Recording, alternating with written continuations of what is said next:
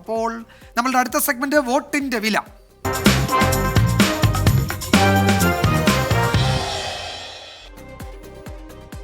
Vote ചെയ്യുന്നവരുടെ എണ്ണം കൂട്ടാൻ രാഷ്ട്രീയ പാർട്ടികൾക്ക് മാത്രമാണോ താല്പര്യം? ആണോ?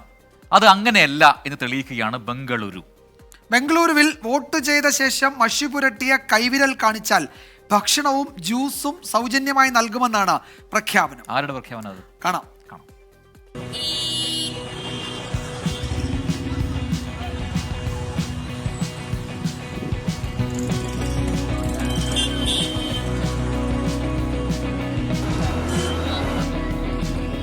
കഴിഞ്ഞ ലോക്സഭാ തെരഞ്ഞെടുപ്പിൽ 54% ബംഗളൂരുവിലെ പോളിംഗ്. വോട്ടെടുപ്പ് ദിനം അവധിയായി എടുത്ത വിനോദയാത്ര പോകുന്നവരാണ് ഏറെയും.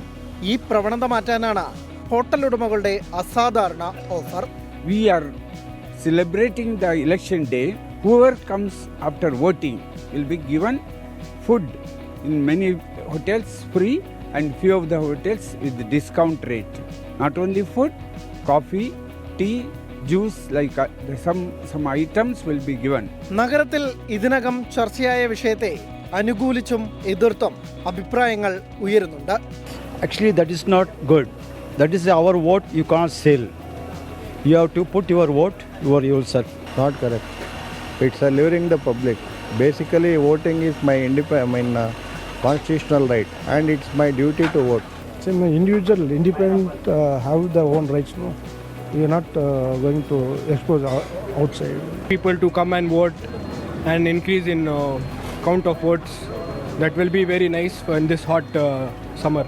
കഴിഞ്ഞ തവണ തെരഞ്ഞെടുപ്പ് കമ്മീഷൻ ഈ നിർദ്ദേശത്തെ എതിർത്തപ്പോൾ ഹൈക്കോടതിയിൽ പോയാണ് അനുമതി വാങ്ങിയത്. ഇത്തവണ കമ്മീഷന്റെ അനുമതിയോടെയാണ് ഹോട്ടൽ ഉടമകളുടെ പ്രഖ്യാപനം. 24 ബംഗളൂരു. സൗജന്യമായി ഭക്ഷണം, ജ്യൂസ് ഒക്കെ കിട്ടും. വോട്ട് ചെയ്ത കൈവിരൽ കാട്ടിയാൽ മതി അല്ലേ? മഷി പുരട്ട നല്ല മാതൃകയാണ് അല്ലേ? എന്താണ് പിന്നിൽ എന്നുള്ളതിലും. ശരി. ലോകത്തെവിടെയായാലും ഏത് സമയത്തും 24 വാർത്തകളും ഓഗ്മെന്റഡ് റിയാലിറ്റി പാക്കേജുകളും എക്സ്പ്ലെയിനറുകളും വിശദമായി കാണാൻ ഞങ്ങളുടെ യൂട്യൂബ് ചാനൽ നിങ്ങൾക്ക് സബ്സ്ക്രൈബ് ചെയ്യാം.